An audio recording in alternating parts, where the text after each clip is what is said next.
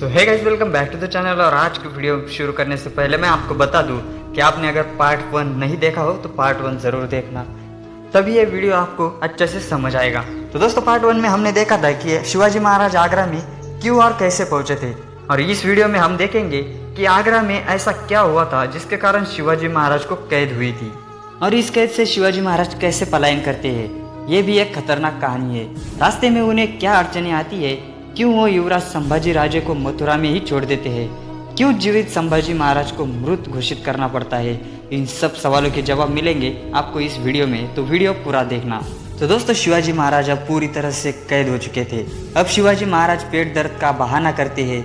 उनके इलाज के लिए वैद्य को बुलाया जाता है और अपनी चालाकी से शिवाजी महाराज उस वैद्य को अपना बना लेते हैं। अब वैद्य वैसा ही करता है जैसे महाराज कहते हैं। इस तरह महाराज की तबीयत दिन ब दिन बिगड़ती जा रही थी। इसलिए शिवाजी महाराज रिक्वेस्ट करते हैं कि मेरी तबीयत दिन ब दिन बिगड़ती जा रही है, मुझे लगता है कि अब दवा की नहीं दुआ की ज़रूरत है। मुझे गरीबों में मिठाइयाँ बांटने की परमिशन दे। औरंगजेब परमिशन दे देता है और बड़े पिटारों में भर भर के मिठाइयाँ हवेली से बाहर जाने लगी। हवेली के बाहर पिटारे चेक करके ही जाते। ये सब अब नियमित होने लगा था और इस वजह से पहारा थोड़ा ढीला हो गया था, और इसी मौके का इंतजार राजे कई दिनों से कर रहे थे। शिवाजी महाराज के जो चचेरे भाई हिरोजी फर्जंद थे, वो शिवाजी महाराज की तरह ही दिखते थे।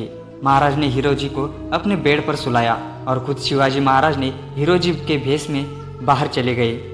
औरंगजेब ने संभाजी राजे को कैद नहीं किया था, तो वो प्लान के मुताबिक उस दिन बाहर ही रुके थे। बाद में हिरोजी भी अपने ही भेष में शिवाजी महाराज की दवा लाने का बोलकर वहां से भाग निकले। फिर शिवाजी राजे संभाजी महाराज को लेकर यमुना पार मथुरा के लिए निकले। आगे सब ने अपने भेष बदले और साधु की भेष में आगे निकले। औरंगजेब को जब ये बात पता चली तो उसे यकीन नहीं हुआ कि इतनी सुरक्षा की होते हुए शिवाजी कैसे भाग गया।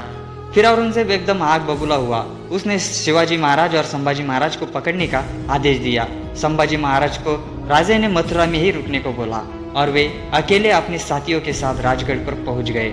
राजे को देखकर माँ साहेब जिजाऊ बहुत खुश हुई, साथ में स्वराज्य भी। आखिर उनका राजा वापिस आ गया था। उतने में ही जिजाऊ माँ साहेब ने पूछा, शंभू राजे कहाँ है? शिवाजी राजे ने अपने दिल पर पत्थर रख कर बोला कि उनका रास्ते में देहांत हो गया। ये सुनकर तो पूरा राजगढ़ रोने लगा। राजे ने मृत्यु के बाद इसकी सारी विधि पूरी की। एक बाप का दिल ही समझ सकता है कि जीवित बेटे का श्राद्ध करना एक कैसा प्रसंग रहा होगा।